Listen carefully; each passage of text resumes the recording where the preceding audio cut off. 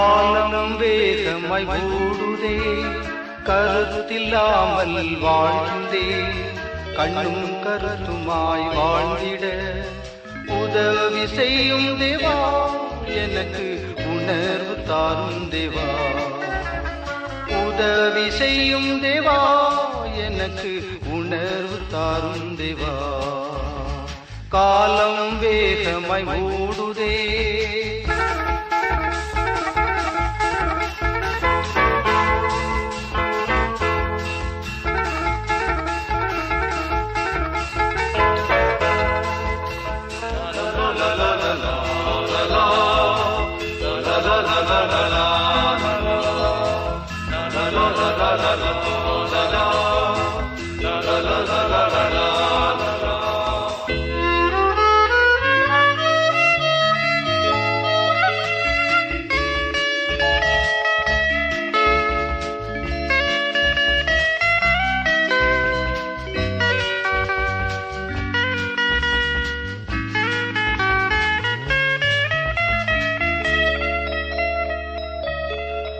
உள்ளத்தில் மாற்றம் தேவை, எனக்கு வெளிவேஷம் என்றும் வேண்டாம். உள்ளத்தில் மாற்றம் தேவை, எனக்கு வெளிவேஷம் என்றும் வேண்டாம். மறுரூப வாழ்வை தந்து என்னை உணவானாய் மாற்றிவிடும். மறுரூப வாழ்வை தந்து என்னை உணவானாய் மாற்றிவிடும். காலம் வேகமாய் ஓடுதே,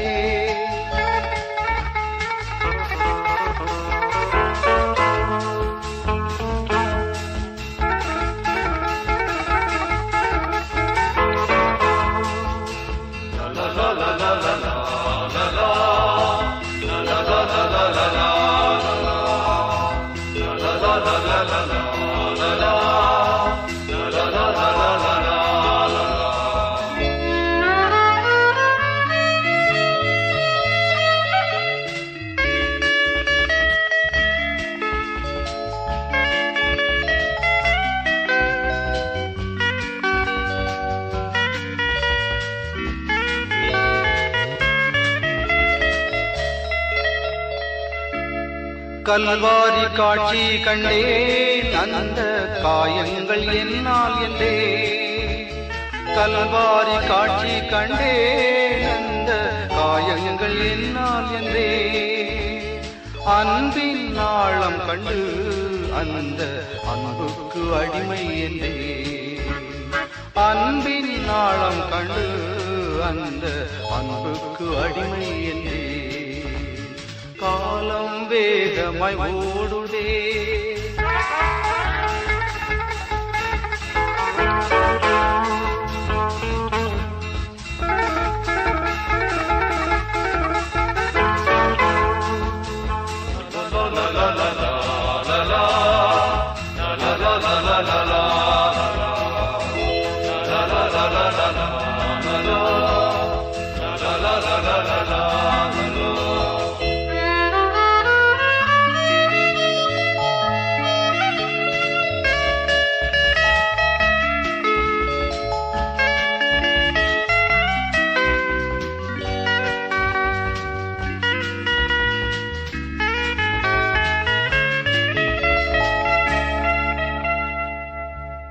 கண்ணீருடன் ஜெபிக்க எனக்கு ஜெபத்தின் ஆவி தாரும்.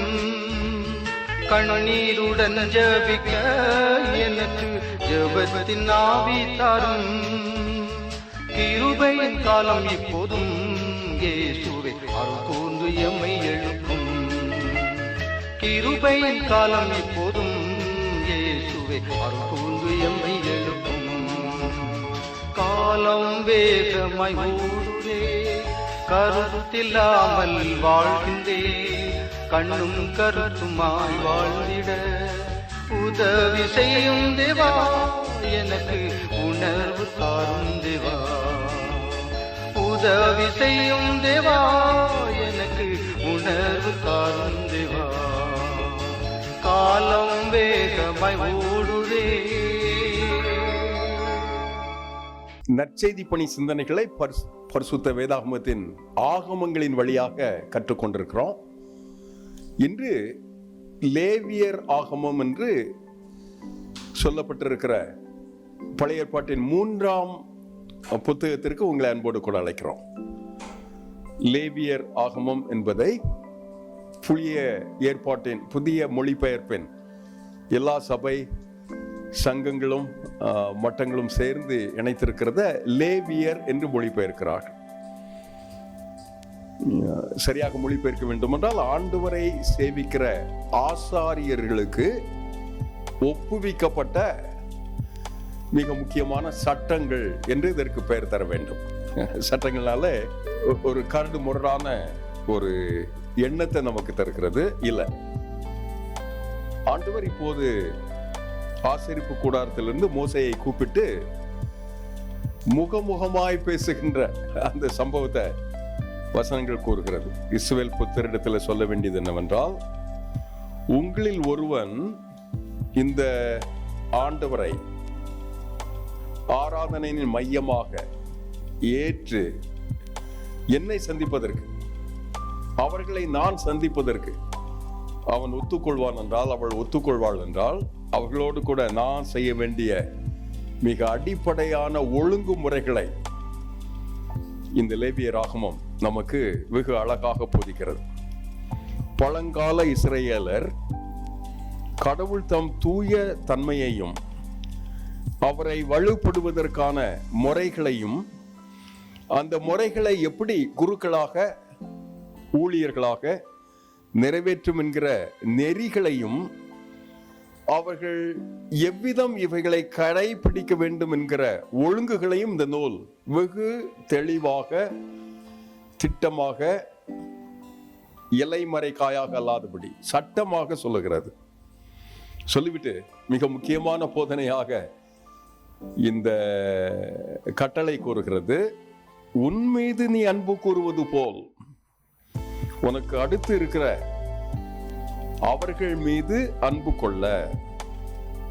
ஆண்டவரின் இந்த பிரமாண்டமான பெரிய கட்டளை என்று சொல்லுகிறோமே, பிரமாணம் என்று சொல்லுவோமே, அந்த நியாய பிரமாணத்தின் அடுத்த பகுதியை 19ஆம் அதிகாரம் 18ஆம் வசனம் கூறுகிறது. இது மிக முக்கியமான ஒரு மைல்கல் என்று ஆண்டவர் இயேசு கிறிஸ்துவனுடைய போதனையின் நிழலாக இந்த லேவியர் ஆகமத்தை நாம் பார்க்கிறோம்.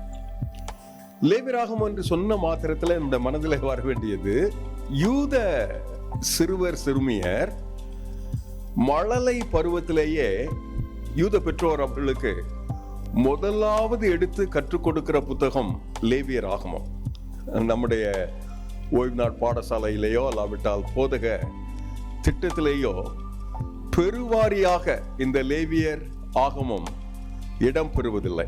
ஆனால் யூத பின்னணியத்தில் அவர்களுக்கென்று சேவை செய்வதற்காக அழைப்பு பெற்ற இந்த யூத இனம் யாவே என்று அழைக்கப்பட்ட யெகோவாவின் கடவுள் கர்த்தரை அவர்கள் பணிந்து சேவிப்பதற்காக அடிப்படையில் ஆரோன் அவருடைய குமாரர்களும் கூடாரத்தில் அவர்களை ஆண்டவர் அவர்களை சந்திக்கும் போது சீனாய் மலையிலே ஏறத்தாழ 1.5 மாதம் 45 நாட்கள் அவர்கள் தனித்து விடப்பட்டிருந்தார்கள்.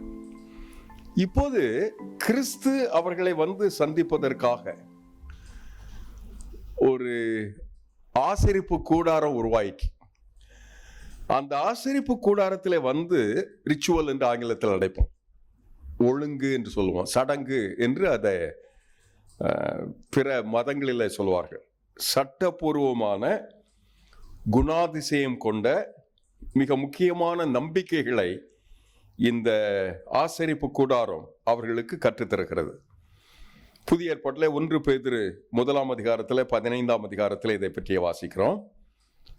ரோமாபுரியாருக்கு 12ஆம் அதிகாரத்தில் பவுலடியார் எழுதும்போது பலி என்று எழுதுகிறார, உயிருள்ள பலி, அந்த பலியாக எபேசியருக்கு பவுலடியார் 3ஆம் அதிகாரத்தில் இப்படிப்பட்ட ஒப்பு கொடுத்தலை பற்றி எழுதுகிறார். இதன் மையம் இந்த அவருக்கென்று ஒப்பு கொடுத்த அவருடைய அடியவர்களுக்கு, அவரை சேவிக்கிறவர்களுக்கு என்று ஒப்புவிக்கப்பட்டது என்று சொல்லப்பட்ட இந்த போதனையின் சட்டங்களில மையம் கிறிஸ்துவாக இருக்கிறார். லேவியர் என்கிற அந்த இனத்திற்கு ஆண்டவர் வேறு பிரிக்கப்பட்டவர்கள், வேறாக நிற்கிறவர்கள், புதிய தேசம், ஆசாரிய ராஜ்யம் என்கிற அந்த திட்டத்திற்காக இவர்கள் வேறு பிரிக்கப்பட்டதுனால முறையாக ஆண்டவரை ஆராதிப்பதில் ஒரு முறை வேண்டும். அந்த முறையில் வாழ்வதற்காக, அந்த குணாதிசயத்தை நடைமுறையிலே அவர்கள் பங்கெடுப்பதற்காக அவர் பரிசுத்தராக இருப்பதனால அவரை சேவிக்கிற நாம், அவரை ஆசரிக்கிற, அவரை பின்பற்ற விரும்புகின்ற நம்முடைய சகோதர சகோதரிகள், நம்மை பின்பற்ற விரும்புகிறவர்கள், இவர்கள் எல்லாரும் சேர்ந்து பெறுகின்ற மிகப்பெரிய அழைப்பு, நான் கர்த்தர் பரிசுத்தர், நீங்களும் பரிசுத்தராயிருப்பதற்கு இதோ சட்டம் வேண்டும், நியாயம் வேண்டும், நீதி வேண்டும், பிரமாணம் வேண்டும். இவைகளை கடவுளின் கிருபையாய் வரவேற்று ஆராதனையில் புசிப்பதில்லை, பகிர்ந்து கொள்வதில்லை, காணிக்கை தருவதில்லை, காணிக்கையை பகிர்ந்து கொள்வதில்லை, உறுதிமொழியில அவரை பின்பற்றுவதில்லை. இப்படி வாழ்வதற்கு அவைகள் பழக வேண்டும். இவைகள் எல்லாவற்றுக்கும் குந்தகமாக, எதிரடையாக இருப்பது பாவம். மனிதர்களுக்கு இன்றைக்கும் 21ஆம் நூற்றாண்டின் மிக முக்கியமான பகுதியில் இருக்கிற நமக்கு இருக்கிற அதே பிரச்சனை தான் அன்றைக்கும் லேவியர் ஆகமத்தை உருவாக்கும் போது. பாவம் குறுக்கிடும் போது மனிதர்கள் சின்ன பின்னமாகிறார்கள், தவிடு பொடி ஆகிறார்கள். அவருடைய நோக்கு சிதைக்கப்படுகிறது, குடும்பம் சிதைக்கப்படுகிறது, உறவுகள் சீரடிக்கப்படுகிறது.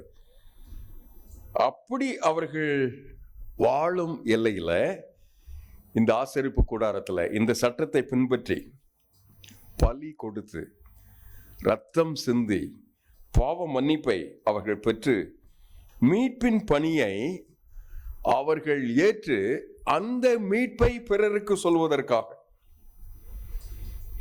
எபிரேயர் காக்கியோன் இதை 10ஆம் அதிகாரத்தில் 18ஆம் வசனத்தில் வெகு அழகாக போதிக்கிறார். அப்படி வாழ்வதற்காக இந்த லேவியர் ஆகமத்தின் 17 அதிகாரங்கள் வெகு அழகாக நமக்கு போதிக்கப்படுகிறது. பலி கடாவாக அவர் ஆக போகிறார் என்பதற்கு முன் அடையாளமாக இந்த எல்லா சட்டங்களின் மையமாக கிறிஸ்து இருந்தார் என்று சொல்லுகிறோமே, அதுதான். அவர் தான் பலிகடா. இதோ உலகத்தின் பாவத்தை சுமர்ந்து தீர்க்கிற தேவ ஆட்டுக்குட்டி என்று அன்று அழைக்கப்பட்ட அந்த ஆண்டவரின் செயல் திட்டத்தை இந்த ஆசரிப்பு கூடாரம் எப்படி விளக்குகிறது என்று வேதம் கூறுகிறது. மீட்பு,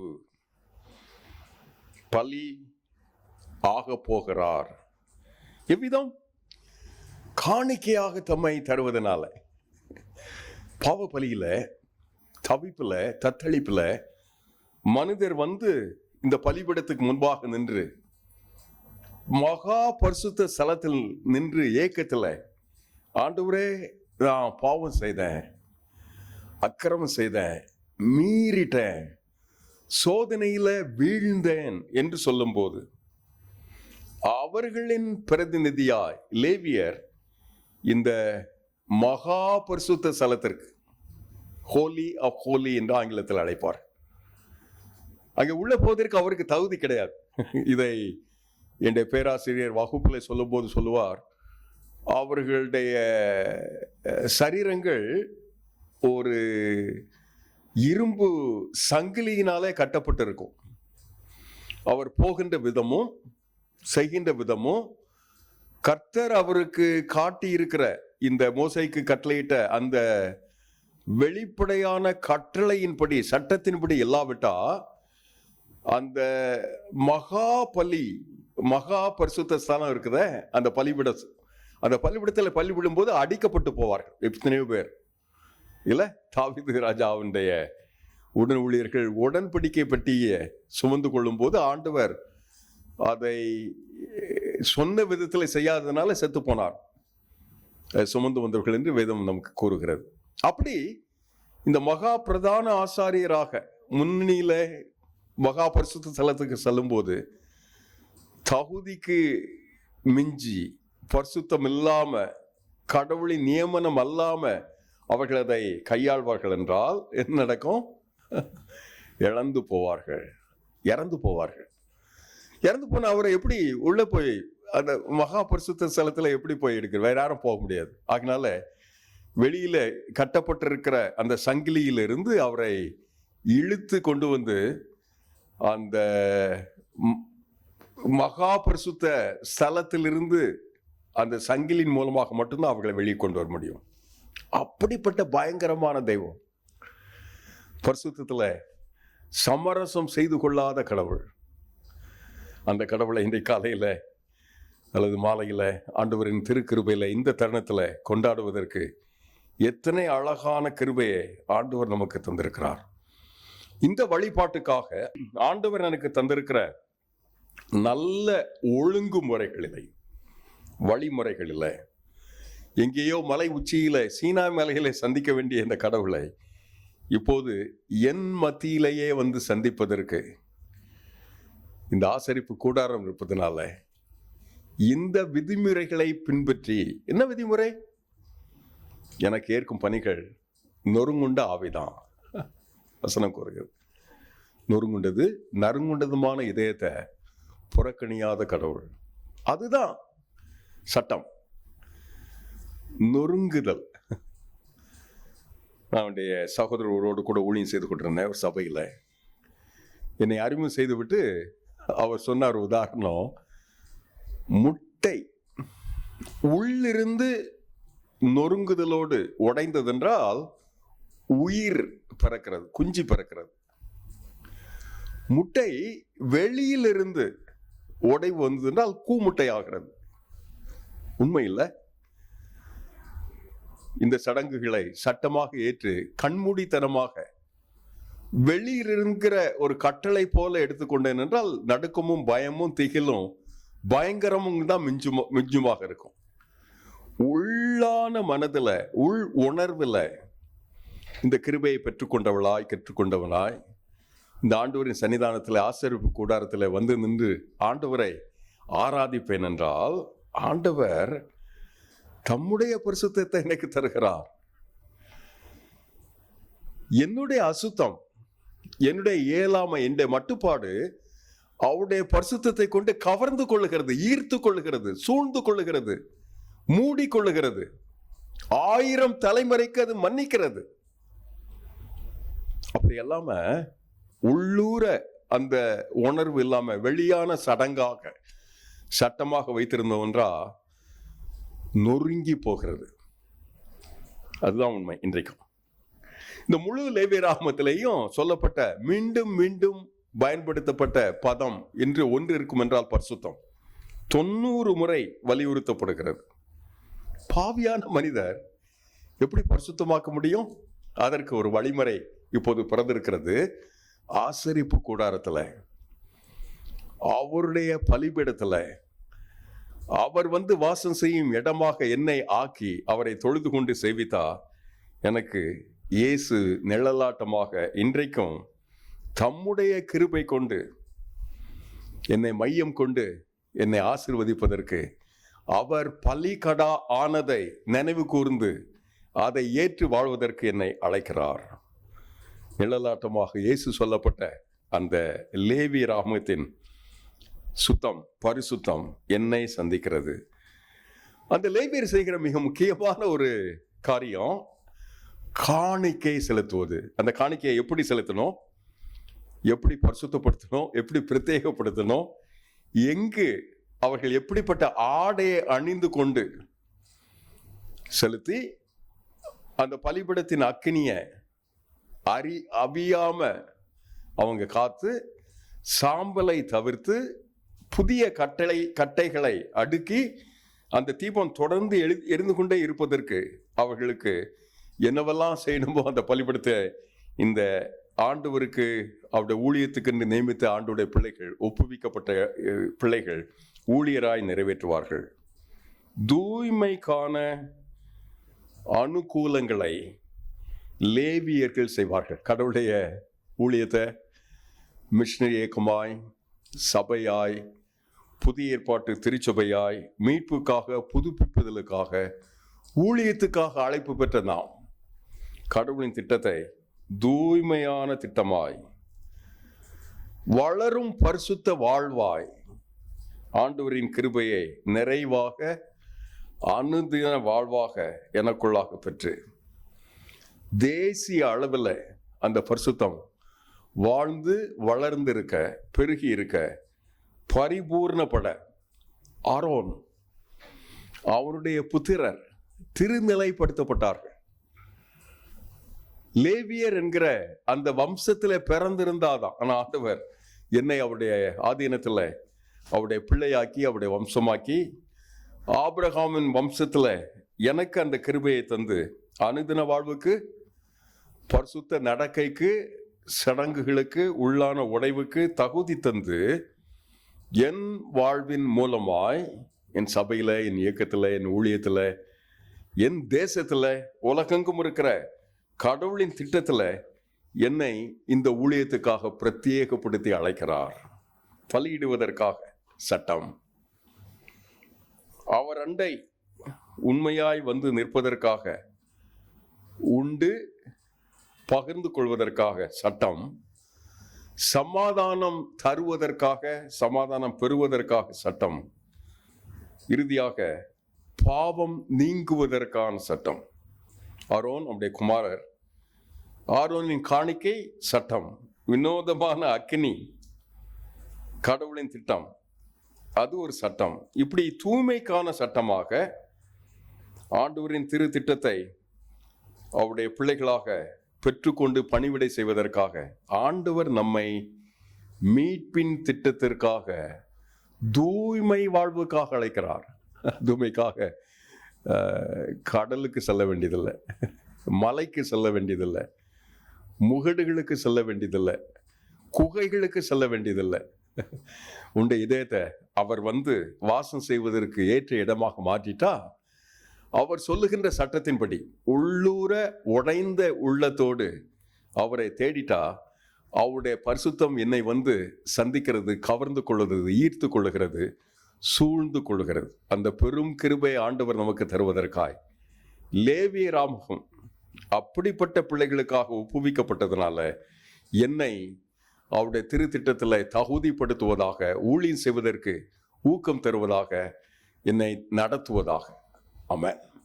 ஆண்டவரே, அந்த ஊழியத்துக்காக ஒப்புவிக்கப்பட்ட அந்த மனிதர்களை போல வாழ்வதற்கு எங்களுக்கு கிருபை தாரும். அப்படி உமக்கு சேவை செய்ய, தூய பணியில எங்களை தூய்மையாக்கி பணி செய்ய,